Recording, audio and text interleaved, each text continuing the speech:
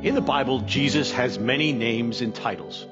But if someone were to ask you what Jesus most commonly called himself, what would you say?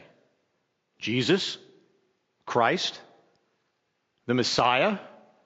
The Son of God? Well, actually, Jesus usually calls himself the Son of Man. And as we'll see, he uses that title for a very important reason.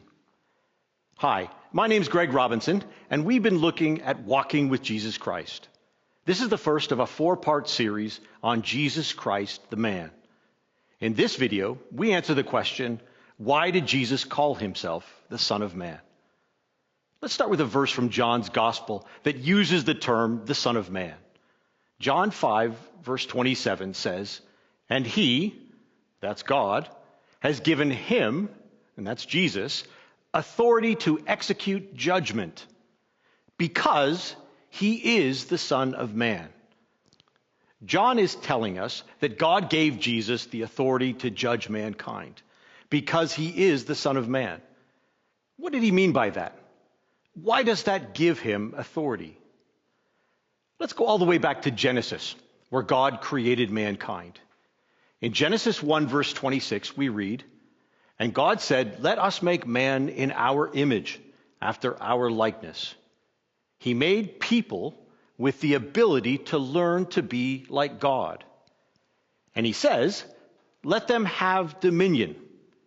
Let them rule,' he says, 'over all the earth.'"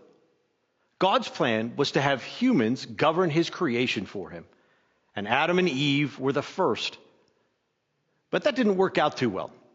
We know what happened when Adam was given the choice whether to follow God's direction or his own desires.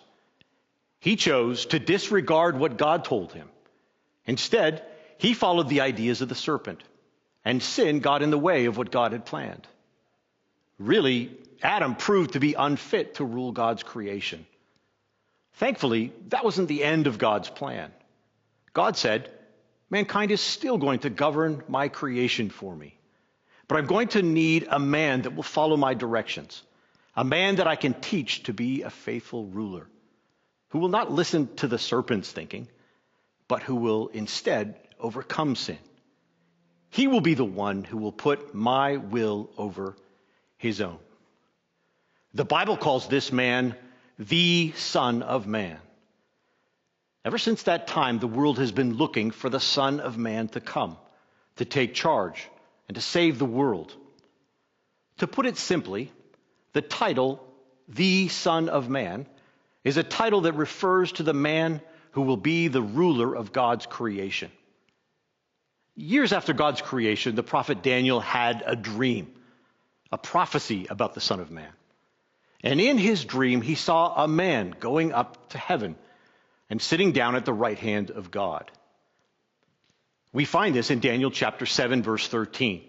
It says, "I saw in the night visions, and behold, with the clouds of heaven there came one like a son of man. And he came to the Ancient of Days. He came to God and was presented before him." Daniel's vision prophesied that the man Jesus Christ, after his crucifixion and after his resurrection, would be presented to God. The verse continues, "They brought him near before him." It's telling us that the angels brought Jesus Christ into the presence of God for the first time. And then it says, "And to him was given dominion and glory and a kingdom, that all peoples, nations, and languages should serve him. His dominion is an everlasting dominion, which shall not pass away, and his kingdom one that shall not be destroyed." And Daniel's prophecy is being perfectly fulfilled. God gave the Son of Man dominion.